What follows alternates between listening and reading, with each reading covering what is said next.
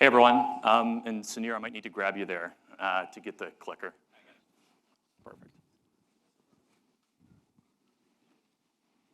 I think it works. Let's see. Yeah, it's good.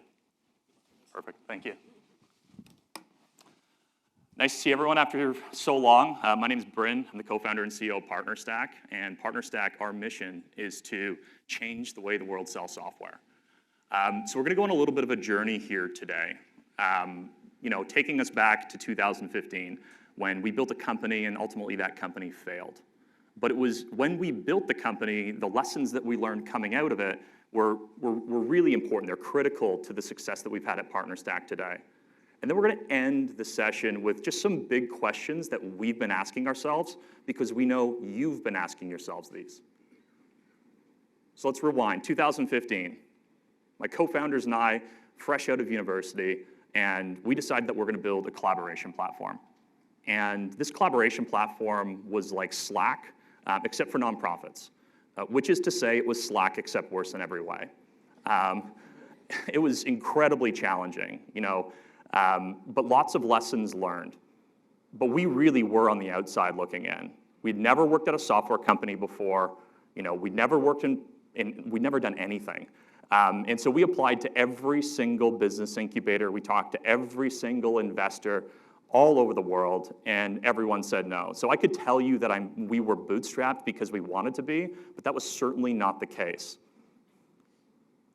We were about the furthest thing away from this and every other cliche that you could possibly imagine. We were not salespeople. We did not know how to sell. What we knew was we knew how to build. We knew how to talk to customers. We knew how to iterate. And it kind of got to a point where we turned around the table, looked at each other, and we said, what if we just didn't need salespeople? What if we didn't need marketing? Now, it's a way too simplistic view of the world, but ultimately what we were asking ourselves was, what if makers could make and distributors could sell? Now that's a super fancy way to say that what if we built a Refer a Friend program? And that's exactly what we did. We built a Refer a Friend program because like everybody else back then at Pod, we were trying to be like Dropbox. It was like the blog post that everyone went and spoke to and talked about. But the people that were in this Refer a Friend program were quite literally our friends. They were working at marketing agencies, they were developers, they were consultants. They would send us business, we would send them a commission. It was pretty simple. We thought we invented like affiliate at one point in time, but we most certainly did not. And then what started happening is we started getting more inbound messages about our partner program than we did about our product. And if that's not telling that you haven't found product market fit, I don't know what is. So we jumped on the call and we spoke with many people, and some of those people are here in this room. And so the question was, can we talk about how you're running your partner program? And we had no idea what a partner program was. We thought we had built something totally new. This wasn't about giving away free storage. This was about paying commissions. And this was going to be this infinitely scalable channel that we could build. And that was going to be how we changed the world of nonprofit software and collaboration software. The advantage to doing something the first time is you have to talk to people. And what we did in 2015 is we spoke with more than 500 software companies. And we talked to partnerships professionals in those organizations from the executive level all the way up to the board, to VPs, to directors, to managers, and to the people that are answering those partner tickets on a day-to-day basis. And we learned some fascinating things, mostly how they approached partnerships, but some of the challenges too that they'd had. Now this is a lot. These are a number of themes that we kind of broke out, and I'll run through them one by one, and there's a lot more. But what was interesting is the challenges in partnerships are different from that executive team all the way down to the person actually managing the program. At an executive level, all the executives and boards we spoke with all discussed that ultimately sales teams are underperforming. In their view, if you go into any board meeting, every executive team or every board thinks that the sales team could be performing better. Now, sales isn't easy, and it's not easy because if you go and hire a bunch of reps to join your company, those reps come and go. There's ebbs and flows in businesses. The most successful reps are provided more opportunity, and it's incredibly challenging to build a predictable go-to-market motion around sales. It's also incredibly expensive. So that was the executive and board view of the challenge with sales teams. The second was an increasing cost of marketing and diminishing returns, quite frankly. Marketing gets more expensive as you continue to grow, not less expensive, and it's also incredibly challenging to scale. The fourth one is unpredictable algorithms. You build your platform around something like Google or one of the other search engines, and it can quite literally kill your business. At one point, we talked to a partner manager who had said they developed the partnership program because that is exactly what happened. They were really on death's door, and the partnership program changed the direction of the business, and now they're one of the big software companies out there. There are barriers to going international. It's incredibly complex. If you're a European company looking to go in and enter North America, it's easier today than it was in 2015, but it's still not that easy. There's a lot of expenses tied to it. You have to justify the investment to a lot of people. And then, of course, there's the challenge that we are all aware of is this discovery, this finding and keeping partners. One of the most challenging and expensive parts of our job. Finding partners, it's very easy to find partners, but it's very hard to find the right partners. And then once you have the right partners, how do you get them on, get them activated, keep them engaged? And then it's all about attention. There's so many people trying to go in and get these partners in, trying to grow through partnerships because it truly is this infinitely scalable program. But it's much, as everyone knows, harder than we think. And then lastly, and this wasn't the case really in 2015, but certainly is the case today, whatever the hell ecosystem is. We don't know really kind of what that is, and I think we're in the process of going and defining it, but these are some of the big themes that we took away from that conversation. And so we set out to build the world's largest sales force. We probably wouldn't have done that if we had ever worked anywhere, because we would have known how challenging that was. But our goal was to build this sales force and make it easy for any software company with a flip of the button to join and benefit from these qualified partners. Importantly, we called the first 10,000 partners that signed up to PartnerStack. You should have, it was crazy. We spent most of 2015 and 2016 on the phone. I remember in 2015, one of my co-founders coming to me when we were in San Francisco at about 11 o'clock at night and asking if he could borrow my cell phone because that had the long distance plan at the time. I asked him for sure, but who are you calling? And he's like, well, I have a call at 3 o'clock in the morning with someone on the Ivory Coast. So we called everyone, and we listened to them. I'll never forget the conversations with T. Davis as we were on the Caltrain going back to Mountain View. I'll never forget the look of the first customer success person, Nico, when we told him that his job would be to just call partners, every single partner that joined our platform. But it was important to call and speak with these software vendors and speak with these partners who are willing to talk with us to learn. And here are the 5 things that we took away. First, B2B is different, right? Everyone here knows that. B2B is incredibly complex with very sophisticated go-to-market motions. And in B2B, as a partnership leader, you're often fighting the marketing department or the sales organization for budget, right?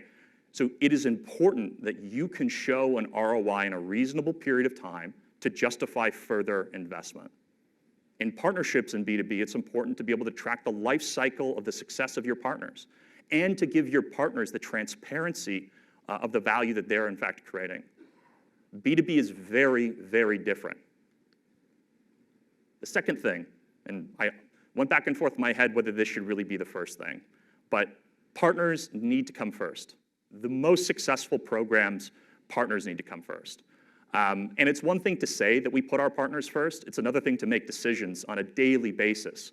Do you jump on and support that partner? Whose side are you taking? Are you, as a partnerships leader, fighting for your organization when you speak with the executive team? Or are you fighting for the partners who join and participate in your program?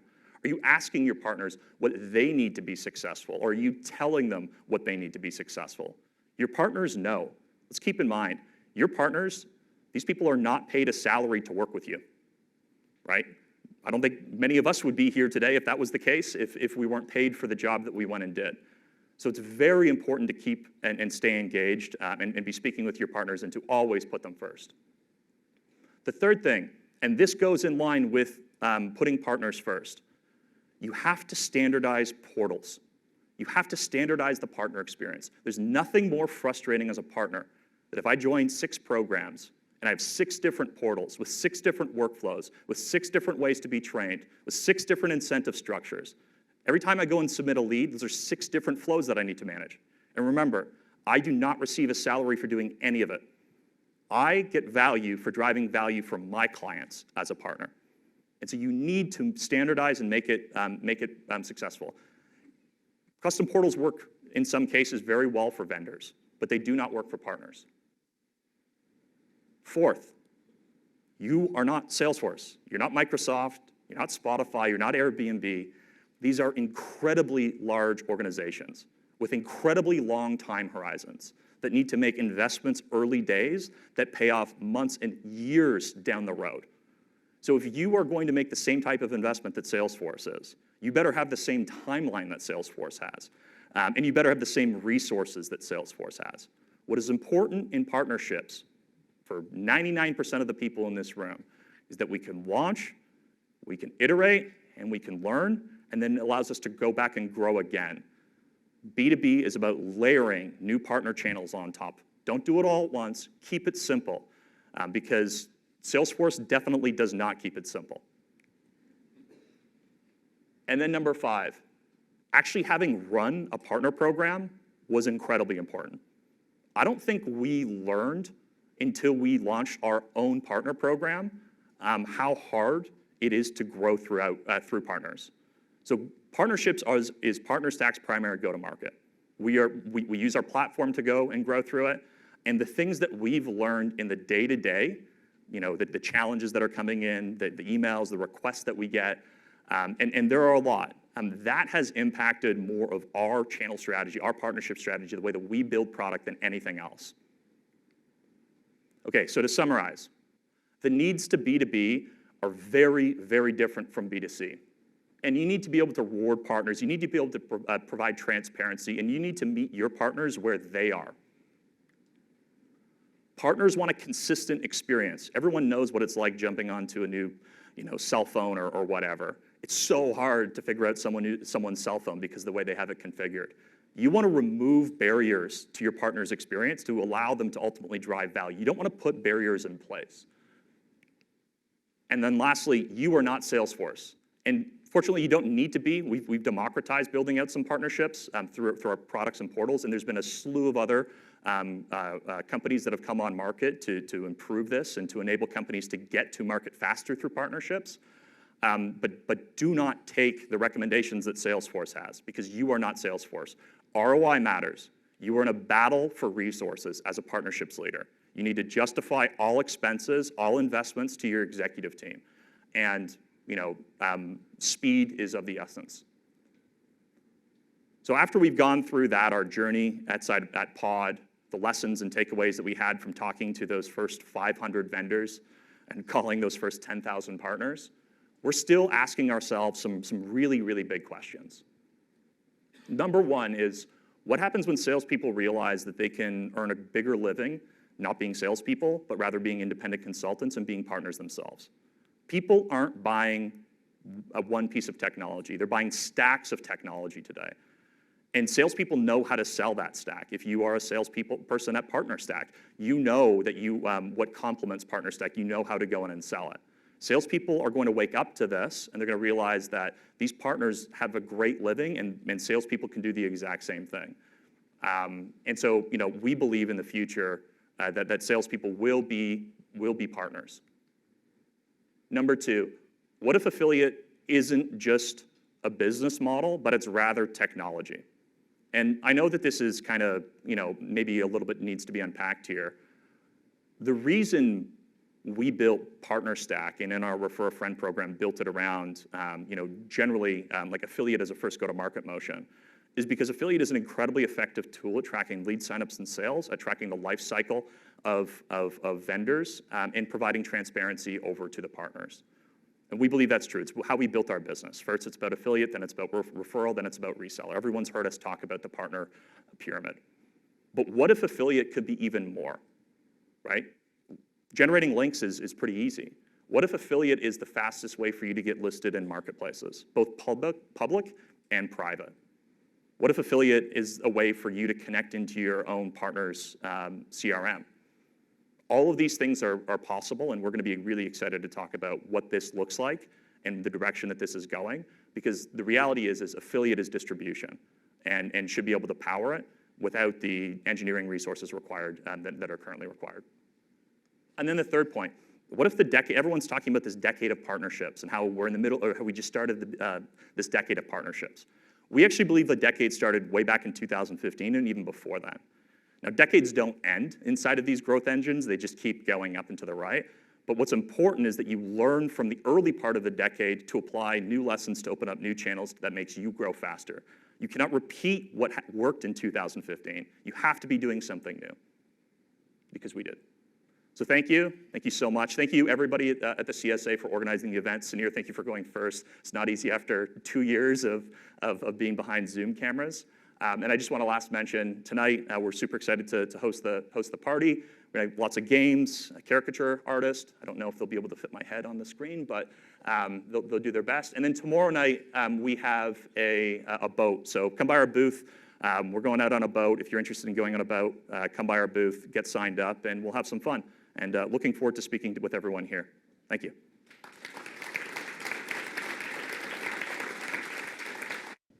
I just wanted to know if you've heard of any new functionalities or characteristics for a platform like PartnerStack that are being requested by partner managers.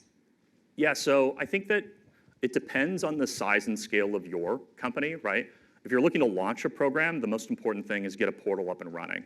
The reality, too, is if you're looking to scale a program, you still have to get a portal up and running. So speed to launch is an incredibly important piece. Then once you can launch a program that is in fact successful, so often we start companies off with something like affiliate because it's relatively easy to get up off the ground. Then it's about handling more complicated referral and reseller motions. And so the requests that we're getting are no longer just about, hey, how do I work with this MSP in this region? It's how do I work with the large distributors, some of which are in the room here today? How do I get listed in these marketplaces now that I'm doing some of the fundamentals? How do I do the public and private cloud marketplace? That's what matters, not necessarily the localization or like any of the super tactical things. The reality is everyone is very happy as long as their program is up, running, and growing. The moment their program isn't up, running, and growing, that's where we get very tactical questions on what's there. But in general, there's this wave in partnerships where everyone wants to get distribution. And the reason everyone wants to move in the distribution space is everyone saw what happened in 2020, right? Like we saw it. In 2020, when the economy looked like the world's going to come to an end, and I'm so happy that it didn't, we saw a surge of partners come onto our platform because we saw so many, unfortunately, people lose their jobs looking to replace their income. 2022 is not going to be like 2021, right? Like we all kind of look ahead of, everyone can see the flags on the horizon for what's happening inside of the economy. And so the fight for growth is happening today. And if you're not going to be growing, if you can't grow, you're going to be fighting for resources internally. And so people are really continuing to lean into partnerships because finally, that executive and board level, they understand that partnerships is faster, more scalable, but what they don't understand is just how many resources it actually takes. So that's a lot of what we're hearing. Hi, can you hear me? Yeah, my name is Puneet Thakkar. I'm from India, and we are Google's largest partner in India. We manage around 12,000 customers for Google, and we also work with other vendors. What I hear from you today is all from the vendor perspective. But there are some traits which a partner also brings into the table. And what are those traits you look for when you appoint a partner or you grow them along with you, you give them your marketing budget, etc.? That's what I want to understand. So the question is, how do we support a partner? What are the traits you look for the partner whom you want to grow along with you? Yeah, so one, you have to treat every partner that comes in the door as though they'll be your most successful partner, right? You have to give them the exact same resources and get them off the ground. The thing that we're looking for is how big is their business? How many people work at the organization? And a partner that has several employees is much more successful than a partner that is just starting. It's not their fault. Established partners do produce results better. That being said, An established partner requires resources. You know, you give and train and spend so much money on training your salespeople and business development reps. Why aren't you making those resources available to the partner? So partners that are asking for resources, those are like thumbs up, because those partners will ask for resources, try to get up to speed on how to sell your product, not your product or your business. Partners are not your customer. Partners are your partners. Treat them as such. And so highly engaged partners asking really deep questions and trying to figure out like how their sales process can work alongside yours is incredibly important. And then, you know, partners that are asking, everyone needs to understand, partners will ask for something in return, because you are asking for that, you are asking for the world from them and giving them nothing, right? And so partners that are asking for things in return, this is actually a good sign. What you should be looking for when those happen is, can you give me an example with a vendor where you've had a vendor relationship before in the past where that's worked? What worked about that? When you have a highly engaged partner asking you questions, giving you examples of how they work with partners, that is going to be an incredibly successful partner.